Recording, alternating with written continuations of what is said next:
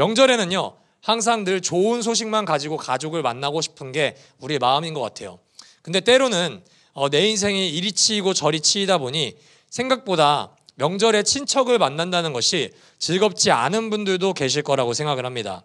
오늘 본문을 통해서 탄식과 한숨이 담기는 우리의 삶 속에서도 하나님의 아름다움과 은혜를 발견하는 시간이 되기를 주님의 이름으로 축복합니다.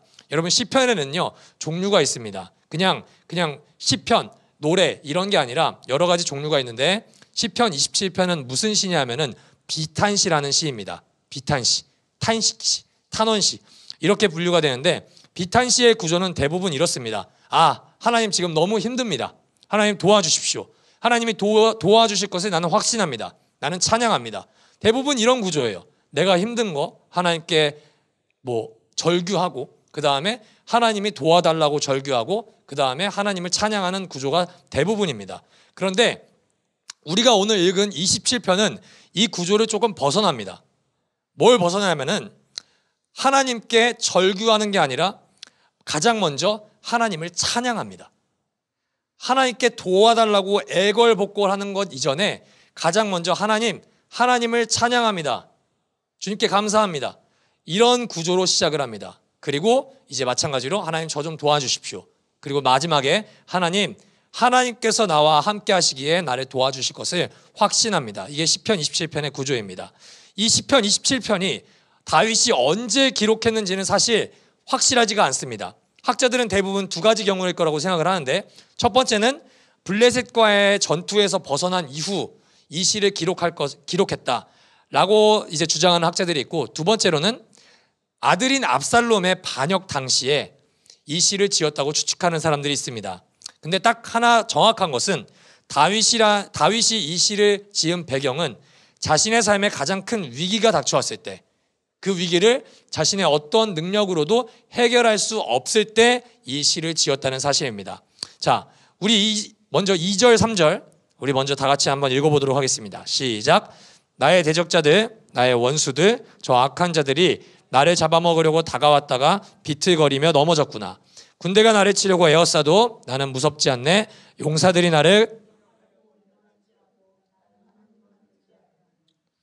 인생에는요 늘 내가 감당하기 힘든 뭐가 찾아오냐면은 변수가 찾아옵니다. 이거를 고난이라고 해석하기도 하고요, 위기라고도 이제 별명을 붙이기도 하지만 우리 삶에 늘 있는 게 아니라 변수처럼 찾아오는 게 있습니다. 우리의 삶은 그리스도 안에서 늘 평탄할 것 같지만 실상 그렇지가 않습니다. 지금 이 시를 고백하는 사람이 누구입니까? 이스라엘의 왕입니다. 하나님이 세우신 왕이라고요. 심지어 그냥 하나님이 사람을 통해 임명한 것이 아니라 제사장을 통해 기름 부어 세우신 하나님의 왕 다윗입니다. 그런데 하나님이 세우셨다면 늘 이 사람의 인생은 평탄할 것 같지만 이 시를 고백하는 지금 다윗의 현장은 어디냐면은 바로 전쟁터입니다. 우리는 비록 전쟁을 우리 삶 가운데 펼쳐지진 않지만 총과 칼의 전쟁이 없을 뿐이지 우리의 일상은 때로는 전쟁과 비슷할 때가 굉장히 많은 것 같습니다. 내가 사람을 만날 때나 아니면 물질적인 어려움을 당할 때나, 그리고 더 나아가서 내가 어떤 일을 해결할 수 없을 때 우리는 무기력함을 감당하게 됩니다. 요즘 시대를 삼고시대라고 하죠. 역대급으로 고금리, 고물가, 고환율의 불황이 계속되고 있습니다. 그리고 이기주의가 집단 안에서 어떤 회사 속에서도 팽배하는 상황 속에서 대부분의 사람들은 행복을 느끼지 못합니다. 회사 갈 때 여러분, 오늘 너무 출근이 행복하다. 오늘도 정말 기쁜 마음으로 주님께 영광을 돌린다는 마음으로 회사에 출근하는 분이 몇 분이나 계시겠습니까? 인간관계 속에서 명절에도 이럴 때가 있지만 내가 만나고 싶은 사람들과만 만나는 사람들이 몇 명이나 있겠어요. 우리는 정말 사람과의 만남에서도 그렇고 일터에서도 그렇고 항상 전쟁 같은 삶을 살아갈 때가 종종 찾아옵니다. 다들 이것을 전쟁뿐만이 아니라 재난으로 해석할 때도 있습니다. 오늘은 참 재난 같은 날이구만. 오늘은 진짜 나에게 일어나지 않았으면 좋겠던 날이다. 그래서 이 재난 같은 상황을 어떻게 하면 벗어날 수 있을까 고민하고 해결책을 날마다 찾는 것이 우리의 인생입니다. 다윗에게도 전쟁이라는 재난이 찾아왔습니다. 그리고 3절에서 이야기하는 것처럼 하나님만 의지하겠다는 고백을 합니다. 여기까지는 우리와 별반 다를 게 없습니다. 여러분 그리스도인들도요, 직장에 갈 때나 아니면 힘든 문제가 찾아올 때 뭐라고 기도합니까? 하나님, 나는 하나님을 의지합니다 라고 기도합니다. 여러분 기도할 때 하나님, 나는 하나님이 아니라 다른 것을 의지하겠습니다 라고 기도하는 사람은 한 사람도 없습니다. 그런데 이제 오늘 본문에서 우리가 집중해야 될 중심 주제가 우리의 기도랑은 전혀 다른 기도가 나옵니다. 바로 4절입니다. 우리 함께 4절을 새번역 성경 버전이 아니라 개역개정으로 한번 읽어보겠습니다. 시작. 내가 여호와께 바라는 한 가지 일, 그것을 구하리니 곧 내가 내 평생에 여호와의 집에 살면서 여호와의 아름다움을 바라보며 그의 성전에서 사모하는 그것이라. 다윗이 여호와께 딱 한 가지의 일을 구합니다. 여러분 생각해 보십시오. 지금 내가 감당하기 힘든 적군이 쳐들어왔습니다. 그러면 한 나라의 왕이자 전쟁을 지휘하는 자의 기도는 무엇을 기도해야 됩니까? 뭘 기도해야 될까요? 당연히 전쟁의 승리 아닐까요? 하나님, 내가 이기게 해주십시오. 하나님, 나에게 더 큰 무기를 허락해 주십시오. 쟤네보다 더 족수가 많은 군사를 나에게 허락해 주십시오. 어떻게든 전쟁에서 이길 수 있는 방법을 하나님께 기도해야죠. 아니면 애굽에서 모세에게 일어났던 기적을 나에게 일으켜 주셔서 저 모든 적군들을 싸그리 쓸어 주십시오. 이런 기도를 해야 되는데 이게 정상적인 기도인데 다윗은 그걸 기도하지 않습니다. 여러분, 우리가 다윗이라고 가정을 했을 때 우리의 기도를 한번 점검해 보자고요. 이제 제 제자들이 이제 수시랑 수능을 앞두고 있거든요. 얘네의 기도 제목은 항상 그겁니다. 하나님, 제가 일지망에 쓴 대학을 붙여주십시오. 혹은 이게 조금 너무나도 세속적으로 보인다면 하나님, 저에게 지혜를 주십시오. 이 문제를 풀어갈 수 있는 지혜를 주십시오. 우리 교회처럼 취업을 준비하는 분들이 많을 경우에 무슨 기도를 해야 됩니까? 하나님, 좋은 직장으로 나를 인도해 주십시오. 혹은 결혼을 준비하는 사람들은 뭘 기도해야 될까요? 하나님, 좋은 배우자 그리고 좋은 가정을 만나게 해주십시오. 여러분에게 딱 하나만 구한다면 여러분에게 가장 닥친 문제를 기도하지 않겠습니까? 돈이 급한 사람은 가장 많이 기도하는 게 뭡니까? 하나님, 나에게 이 정도의 금액만 어디에서 떨어지게 해주십시오. 여러분, 근데요, 사람은 가장 자신에게 위기가 찾아올 때 자기 인생에서 가장 필요하고 가장 아름다워 보이는 대상이 분명하게 드러나게 되어 있습니다. 인생이 평탄할 때는 내가 진짜 의지하는 대상이 그렇게 크게 드러나지 않아요. 왜냐하면 굳이 내가 막 소원, 기도 그런 것까지 내가 동원하고 싶지 않을 정도로 절박하지 않은 사람들은 그냥 일상생활이 늘 그냥 평범합니다. 그런데 나에게 진짜 위기가 찾아올 때 우리는 내 인생에서 가장 의지하고 싶은 존재가 무엇인지 드러나게 되어 있습니다. 지난 한 주 동안 인스타를 통해 보신 분도 계시겠지만 제주도에서 목사님들과 잠깐 교제를 나눴습니다. 인대인이라는 이제 모임을 잠깐 참석했는데 그 교제를 나누는데 이제 박광리 목사님이 이런 말씀을 하시더라고요. 영적 전쟁은 우상과의 전쟁이다. 그런데 이것은 아름다움의 전쟁이다. 우상은 절대 우리 눈에 혐오스럽게 다가오지 않는다.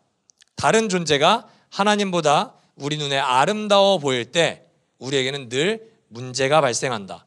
저는 그 말씀을 듣는데 정신이 번쩍 들더라고요. 다윗이 지금 상황을 봤을 때 자신에게 가장 아름다운 상황은 무엇입니까? 전쟁이 이기는 상황입니다. 돈이 없는 사람에게 가장 아름다운 상황은 무엇입니까? 돈이 많아지는 상황입니다. 인간관계가 너무나도 힘든 사람에게 가장 아름다운 상황은 무엇입니까? 나를 힘들게 하는 저 인간이 내 눈앞에서 사라지는 겁니다. 그런데 중요한 게 있습니다. 다윗이 전쟁에서 이기는 일보다 전쟁에서 이기는 일이 다윗이 하나님과 함께 하는 것보다 아름답습니까? 다시 한번 질문해 보겠습니다. 다윗이 지금 이 상황 속에서 전쟁에서 이기는 일이 하나님이 다윗과 함께 하는 것보다 아름다운 상황입니까? 우리가 가장 실수하는 일은 뭐냐면요, 우리가 생각하는 아름다움이 하나님께도 아름다울 것이라고 생각하는 겁니다. 그리스도인들의 가장 큰 실수는 내가 생각하는 아름다운 상황과 환경이 하나님께도 아름다울 거라고 생각하는 거예요. 다른 말로 내가 생각하는 최선, 아름다운 선이 하나님께도 선할 것이라고 생각하는 겁니다. 그래서 기도할 때도 우리는 하나님의 선을 구하는 게 아니라 하나님의 아름다움을 구하는 것이 아니라 무엇을 구합니까? 내가 생각했을 때 가장 아름다운 상황을 하나님께 기도합니다. 이것이 가장 위험한 생각이고 가장 위험한 기도임을 정확하게 보여주는 사건이 두 가지가 있습니다. 첫 번째, 선악과 사건이죠. 아담과 하와가 선악과를 볼 때 어떻게 보입니까? 보암직스럽습니다. 먹음직스럽습니다. 정말 탐스럽기까지 할 만큼 이 선악을 알게 하는 나무의 열매가 아름다워 보입니다. 여러분, 근데 이 열매를 취하자, 이 열매를 먹자 하나님의 어떤 말씀이 이들에게 성취되었습니까? 너가 정령 죽으리라. 우리 눈에 보이는 게 최선이었는데 하나님이 보실 때는 최악의 상황입니다. 여러분, 이것의 반대로 완전히 반대적인 일이 또 하나가 있습니다. 그게 뭐죠? 그리스도와 십자가입니다. 인간이 바라볼 때 그리스도와 십자가는 아름답습니까? 아니요. 아름다웠다면 예수를 죽이지 않았겠죠. 사람들이 생각하는 그리스도는 혐오스러운 존재였습니다. 문제를 일으키는 존재였죠. 십자가는 어떻습니까? 사형수만 달리는 끔찍한 도구였습니다. 그런데 십자가에 그리스도가 못 박혀 죽을 때 사람들은 분명 말했을 겁니다. 아, 끔찍하다. 아, 혐오스럽다. 저 사람은 죄인 중에 죄인이다. 신성모독을 한 사람이다. 그런데 하나님의 관점으로 봤을 땐 이것은 어떤 장면입니까? 가장 아름다운 장면입니다. 선악과로 말미암아 인류에게 찾아온 죄가 완벽하게 구속을 이루는 사건이 바로 인간이 봤을 때는 가장 혐오스럽고 하나님이 봤을 때는 가장 아름다운 사건이 되어버린 것이죠. 어느 순간부터 우리는 기도할 때 하나님이 별로 아름답지 않습니다. 어느 순간부터 우리는 하나님이 주실 것들만 아름답습니다. 솔직히 말해볼까요? 하나님이 주실 것들만 아름다운 게 아니라 내가 하나님이 주시기를 원하는 것이 우리의 기도에는 아름다워 보입니다. 하나님이 주시기를 원하는 물질, 직장, 배우자, 자녀, 저로 대입하면 하나님이 주시기를 원하는 교회 부흥. 여러분, 우리가 말한 이 모든 것 가운데 악해 보이는 것이 있습니까? 아니요, 별로 없어요. 우리가 물질이 필요하다는데 뭐가 악해 보여요? 교회 부흥을 원하는데 뭐가 악해 보입니까? 다 악해 보이지 않습니다. 다 혐오스러지 않고 모두 다 아름다워 보입니다. 그런데요, 정작 그 모든 기도 제목이 나에게 하나님보다 아름답게 여겨진다면 그 기도 제목은 선을 추구하는 기도일까요? 악을 추구하는 기도일까요? 저는 악을 추구하는 기도라고 확신합니다. 그래서요, 저는 제가 가끔씩 무서울 때가 있습니다. 뭐냐? 하나님을 아름답게 여기지 않고 교회의 부흥을 기도할 때입니다. 하나님, 이 빈자리를 채워주십시오. 하나님, 우리 교회의 재정이 더욱더 많은 곳을 선교하길 원합니다. 하나님, 우리 모든 성도님들의 가정에 어려움이 없어지길 기도합니다. 근데 제가 모든 기도를 하고 나서 제 기도를 돌아봤을 때 하나님의 아름다움, 하나님께 사랑을 고백하는 기도가 없을 때 저는 제 신앙의 위기감을 느낍니다. 사랑하는 라이트하우스 일상 가족 여러분, 주님을 구하십시오. 아멘이십니까? 주님의 아름다움을 내가 목격하게 해달라고 기도하십시오.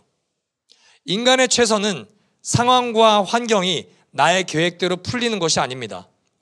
오늘도 남들이 바라봤을 때 나의 상황과 나의 현실은 아름답지 않을 수 있습니다. 그러나 아름다우신 하나님을 바라보며 하나님을 구하고 나의 뜻이 아닌 하나님의 뜻을 구하는 것이 우리의 최선입니다.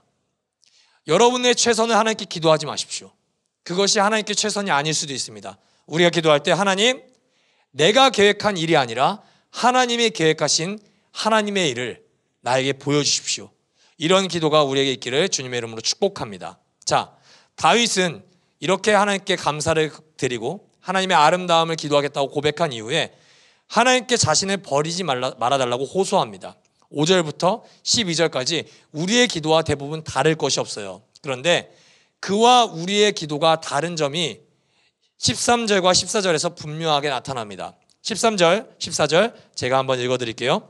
내가 산자들의 땅에서 여호와의 선하심을 보게 될 줄 확실히 믿었도다. 너는 여호와를 기다릴지어다. 강하고 담대하며 여호와를 기다릴지어다.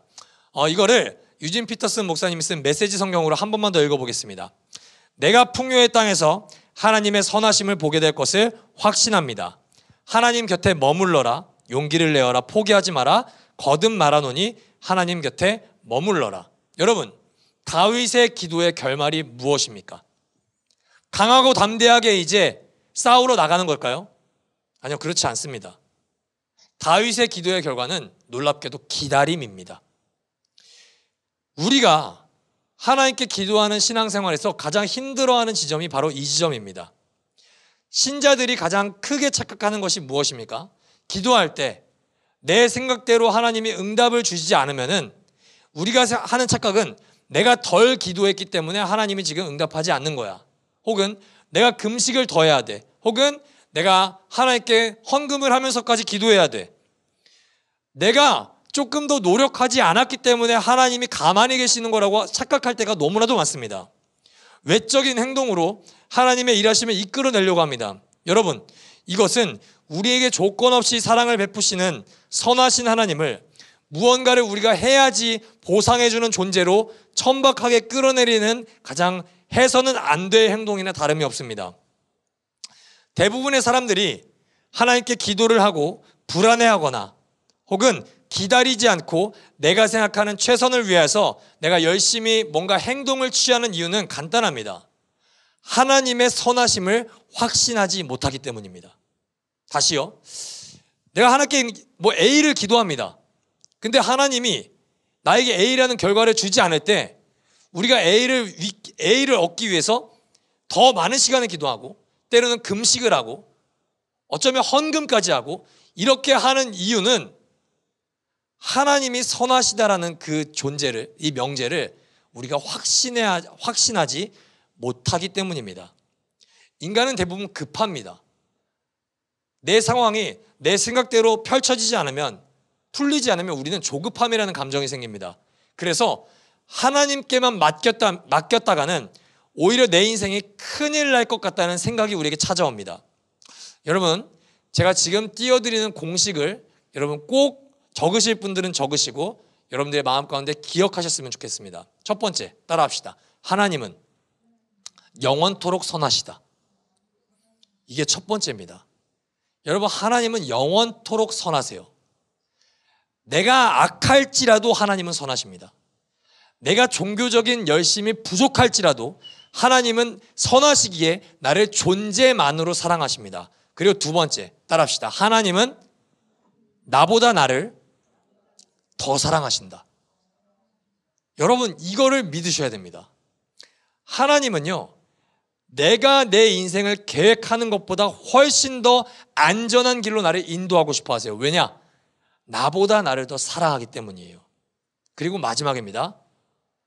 따라하시죠. 그래서 하나님은 나를 가장 선한 길로 인도하신다. 여러분, 이게 하나님과 우리 관계의 공식이에요. 하나님의 선하심은 변하지 않아요. 내가 기도를 이번 주에 더 했던, 내가 헌금을 더 했던, 내가 말씀을 더 읽었던, 여러분, 하나님은 끊임없이 우리에게 선하신 하나님입니다. 하나님은 우리에게 두려워할 하나님이 아니라 사랑의 하나님이에요. 그래서 하나님은 우리를 끊임없이 사랑하십니다. 그래서 결론적으로 하나님은 내 생각에 가장 최선의 길이 아닌 하나님이 생각하실 때 가장 선하신 길로 우리를 반드시 인도하십니다. 그래서 신앙의 여정은요, 철저히 수동적입니다. 내가 내 인생의 주인 노릇을 하는 것이 아니라면, 내 인생의 방향을 하나님께 맡겨드렸다면 우리는 철저하게 수동적으로 하나님이 인도하시는 길로 갈 수밖에 없습니다. 여러분, 이것을 믿으십시오. 근데 여기서 주의할 게 있습니다. 이 수동태라는 말이 이제 아무것도 하지 말고 너는 이제 놀아라, 이 말이 아닙니다. 유진 피터슨 목사님은 개역개정 새 번역 성경에서 기다려라 라고 했던 말을 어떻게 해석하셨죠? 머물러라라고 해석하십니다. 나의 마음과 나의 힘과 나의 뜻을 다해서 하나님께 머물라고 얘기하세요. 여러분, 하나님 안에서 우리의 삶의 방향은 철저히 수동태예요.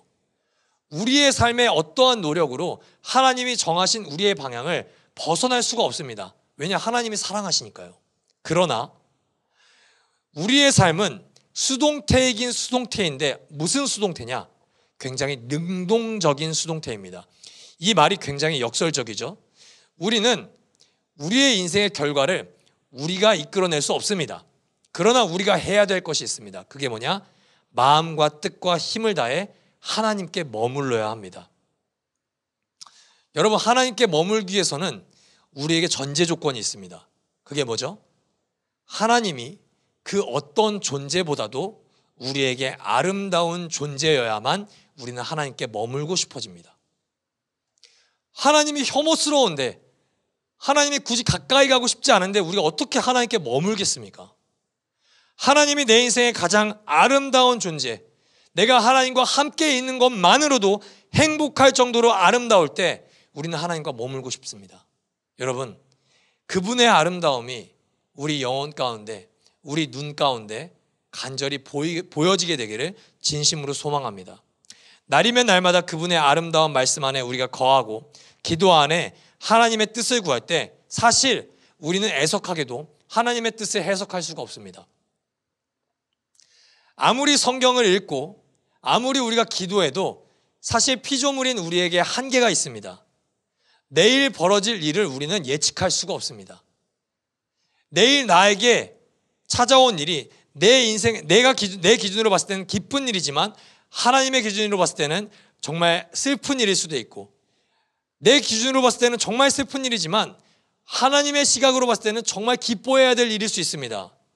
우리는 우리의 능력으로 하나님의 뜻을 해석할 수 없는 연약한 존재임을 인정해야 됩니다. 여러분, 그러나 우리는 확신합니다. 무엇을 확신하죠? 하나님의 선하심이요.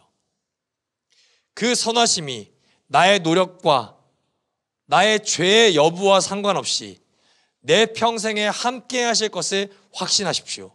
그래서 우리는 나의 최선을 뛰어넘는 하나님의 최선을 우리가 기대할 수 있고 그리고 기다릴 수 있는 것입니다. 사랑하는 성도 여러분, 로마서 8장 32절의 말씀을 우리가 읽고 우리 말씀을 마무리하도록 하겠습니다. 로마서 8장 32절, 여러분 우리 다 같이 한번 읽어보도록 하겠습니다. 시작. 자기 아들을 아끼지 않으시고 우리 모두를 위하여 내주신 분이 어찌 그 아들과 함께 모든 것을 우리에게 선물로 거저주지 않으시겠습니까? 사랑하는 성도 여러분, 이것이 하나님의 선하심입니다. 하나님은 우리에게 자신의 아들까지 내어주실 정도로 모든 것을 선물로 주시기를 원하십니다. 할렐루야. 그렇다면 우리가 이 시간에 우리가 기도하는 기도 제목들이, 우리가 일상 속에서 기도하는 모든 하나님께 드리는, 간절히 드리는 기도 제목들이 하나님께서 우리에게 보여주지 않는다면 우리는 이런 해석을 할 줄 알아야 됩니다. 선하신 하나님이 이것을 내가 갖고 가질 않기를 원하시는구나. 선하신 하나님께서 내가 지금 하나님께 기도하는 제목이 응답되지 않기를 소망하시구나. 왜냐? 그게 하나님의 선이니까. 그게 하나님의 아름다움이니까. 내가 기도하고 간구하는 모든 제목들이 하나님께서 이루어주시지 않는다면 여러분, 그것이 하나님의 선임을 우리가 깨닫고 나아가기를 소망합니다. 하나님은 조건 없이 존재만으로 우리를 사랑하시고 존재만으로 우리를 보호하시고 존재만으로 우리를 책임지십니다. 이 사랑보다 아름다운 사랑은 세상 어디에도 존재하지 않습니다. 사랑하는 여러분, 아름답게 보여지는 존재들에게서 시선을 돌려 하나님의 아름다움을 바라보십시오. 우리가 하나님께 원하는 일이 아니라 하나님께서 우리에게 원하시는 인생이 우리에게 펼쳐지기를 소망합니다. 날이면 날마다 주님의 아름다운 사랑에 기뻐하는, 행복해하는 우리 모두가 되기를 주님의 이름으로 축복합니다.